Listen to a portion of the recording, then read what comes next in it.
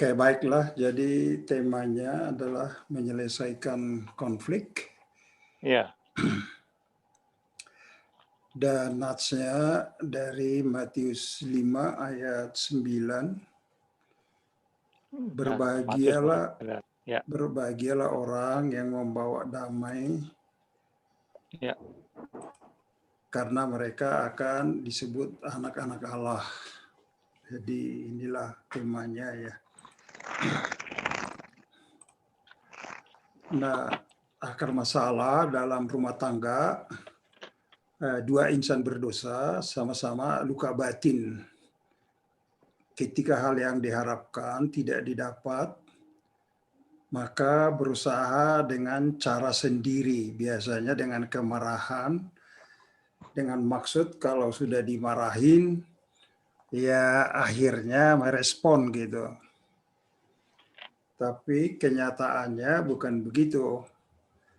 Kemarahan biasanya dilawan dengan kemarahan.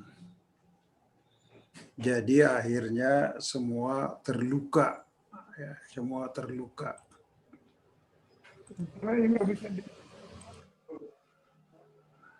Nah, karena terluka, jadi tumbuh akar pahit. Ibrani 12 ayat 5 sebetulnya mengatakan, jagalah supaya jangan ada seorang pun menjauhkan diri dari kasih karunia Allah. Agar jangan tumbuh akar pahit yang menimbulkan kerusuhan dan yang mencemarkan banyak orang. Jadi akhirnya biasanya yang terjadi adalah tumbuh akar pahit yang menimbulkan kerusuhan dan yang mencemarkan banyak orang. Nah, inilah sebetulnya yang terjadi ya. Nah, khususnya kalau keluarga itu tidak mengerti prinsip-prinsip dari firman Tuhan.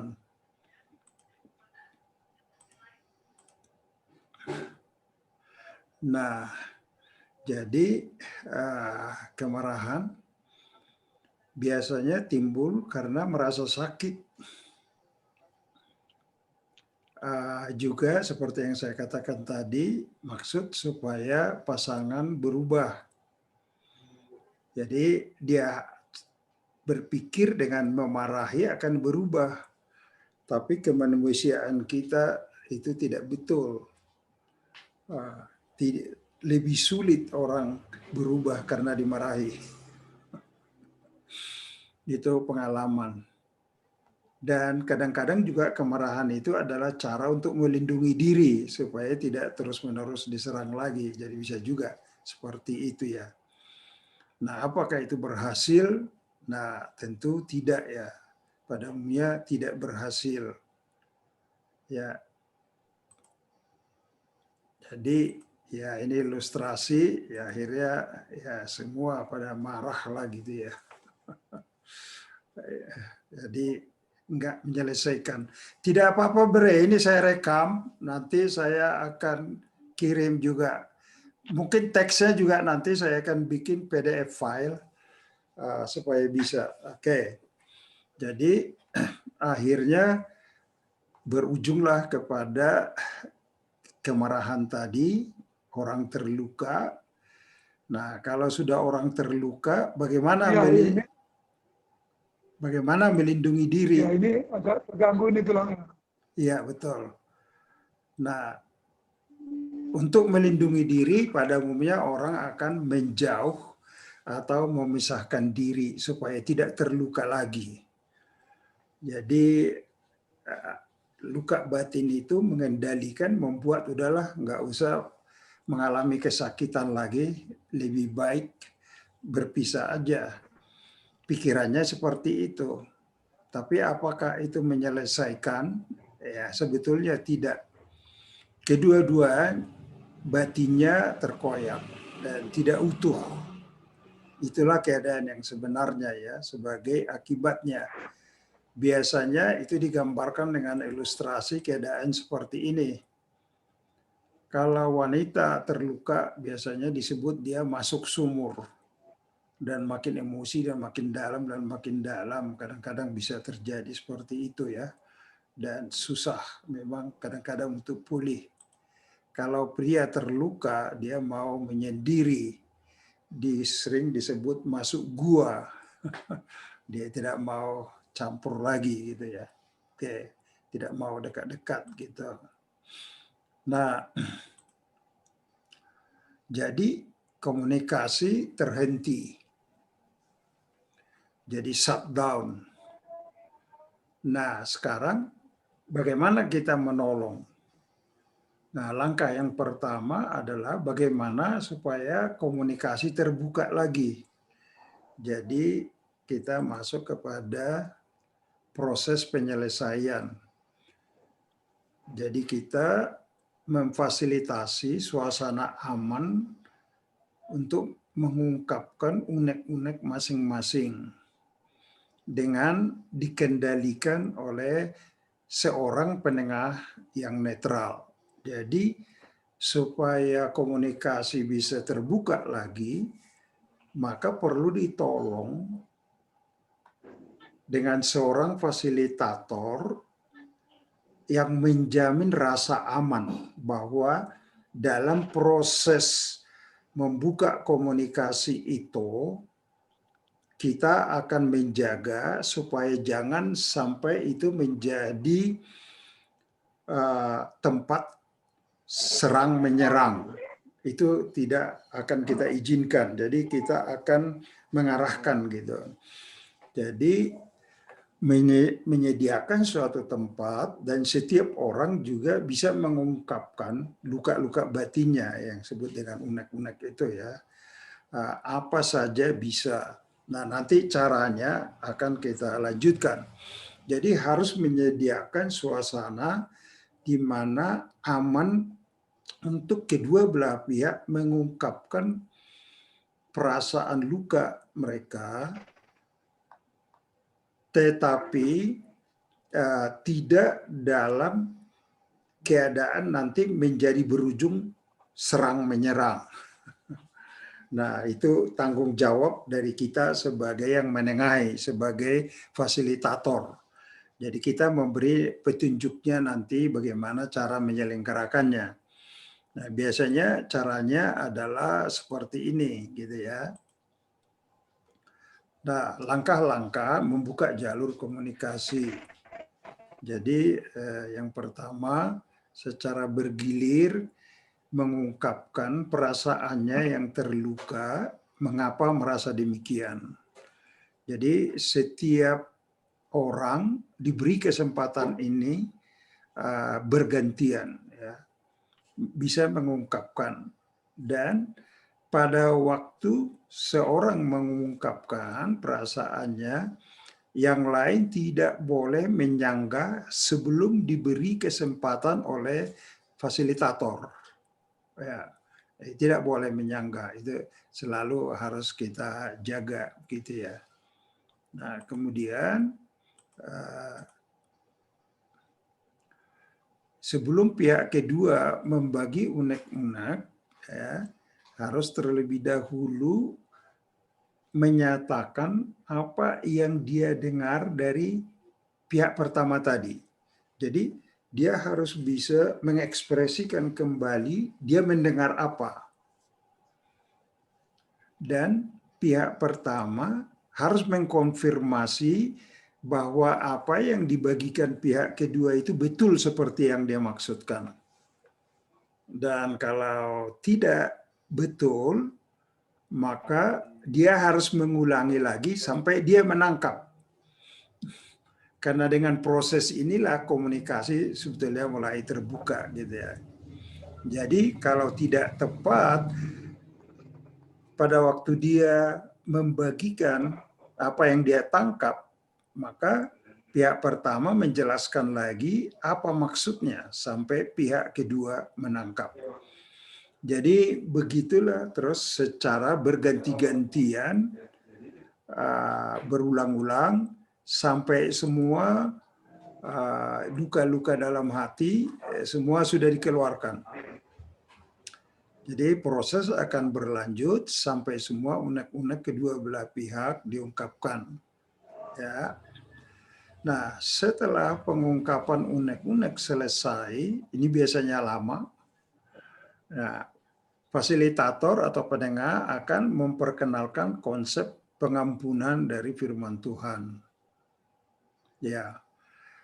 Kemudian setelah menjelaskan konsep pengampunan dari firman Tuhan, memberi tawaran apakah bersedia untuk minta maaf, dan juga kalau dia diminta maaf, apakah bersedia mengampuni. Jadi itulah tahapan berikutnya. Ya. Nah, ketujuh, pada waktu minta maaf harus secara terperinci dalam hal apa dia minta maaf dari hasil diskusi tadi itu, dari hasil sharing itu. Fasilitator harus memerinci, karena kita juga harus menyimak ya apa yang dibagikan masing-masing. Pihak kedua harus menyatakan ya saya mengampuni, demikian sebaliknya. Nah, setelah saling mengampuni, maka akan ada doa penutup untuk memeteraikan. Kemudian 8 akan mengusulkan rencana peneguhan dari proses itu karena mereka masih labil. Jadi akan ada proses peneguhan. Nah, proses peneguhan itu baru bisa dijalankan, saling memaafkan tadi, bersedia saling memaafkan. Kalau tidak terjadi saling memaafkan, tidak bisa masuk dalam proses peneguhannya. Berarti masih perlu memikirkan gimana cara supaya bisa berlanjut gitu ya. Nah, kemudian memberi petunjuk dalam masa transisi. Nah, karena mereka masih labil, kalau misalnya mereka sudah sepakat mau bersama-sama, jangan langsung marah kalau hal yang diharapkan tidak terpenuhi. Tunggu pada waktu pertemuan peneguhan. Di situ nanti saling berbagi supaya ada wasitnya. Kemudian belajar menguasai diri, jadi memohon kepada Tuhan setiap pagi supaya Tuhan menolong bisa menguasai diri. Kemudian yang ketiga, mulai memikirkan sifat yang baik dari pasangan. Karena sebelumnya kita hanya memikirkan yang negatif. Tetapi harus mulai memikirkan sifat yang baik dari pasangan dan bersyukur untuk itu. Ya. Nah,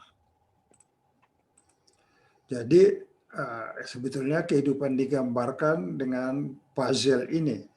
Karena mereka sudah terkoyak-koyak, maka mereka harus disadarkan supaya bersabar, ini pelan-pelan harus menyusun kembali, menata kembali, memasang kembali.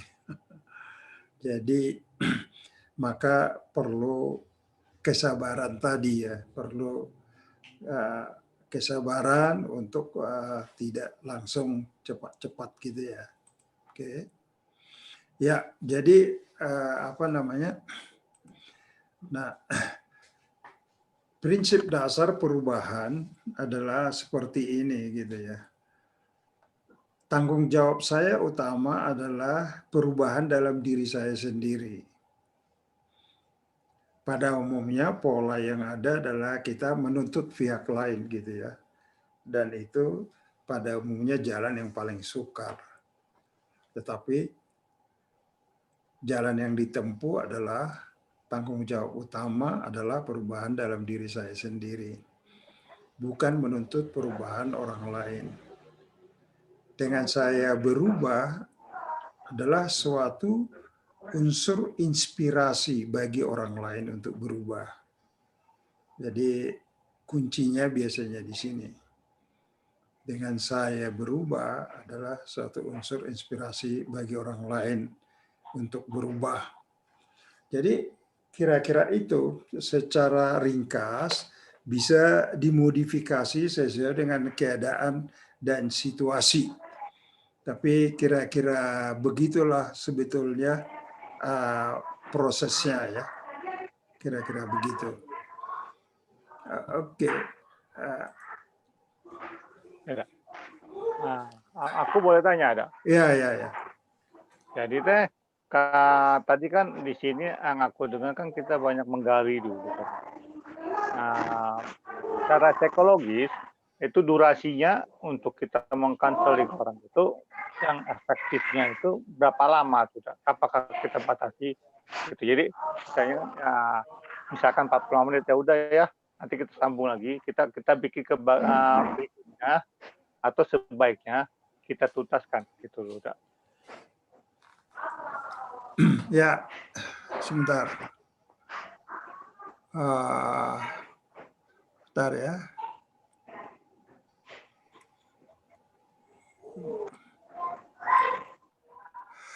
Nah, sebaiknya untuk pertemuan ini sampai tuntas. Jadi biasanya itu memang bisa 3-4 jam. Karena yang paling lama itu adalah waktu membagi unek-unek itu. Karena itu yang harus keluar supaya dia jangan tersimpan di dalam. Yang melegakan seseorang kalau itu sudah dikeluarkan, dan juga dia akan merasa lebih lega lagi kalau pasangannya mengerti apa yang membuat dia bergumul. Makanya dia harus mengulangi kembali apa yang dia dengar. Jadi biasanya kalau dia sudah menangkap, itu akan menolong bahwa apa yang tersumbat selama ini sudah bisa disampaikan gitu ya. Jadi memang itu dalam hal tahapan ini, makanya ini memang keadaannya harus fit dan waktu jangan buru-buru karena berharap bahwa itu bisa dituntaskan. Tetapi kalau memang sangat parah, biasanya terjadi kalau mereka nggak menurut fasilitator. Jadi kalau dia tidak mau mengikuti arahan fasilitator, nah itu pada umumnya deadlock. Tetapi kalau dia mau mengikuti, mau mendengar gitu, walaupun ada kadang-kadang meleset, bisa dikembalikan lagi gitu. Kira-kira begitu situasinya. Ya. Udah. Ya. Udah. Boleh nggak? Jangan direkam, udah. Oke, ya. Nah, jangan direkam, udah. Ada yang aku mau tanya soalnya. Nah, misalkan gini, dah. Ini masih direkam, enggak? Enggak. Masih rekam? Masih tulisan recording.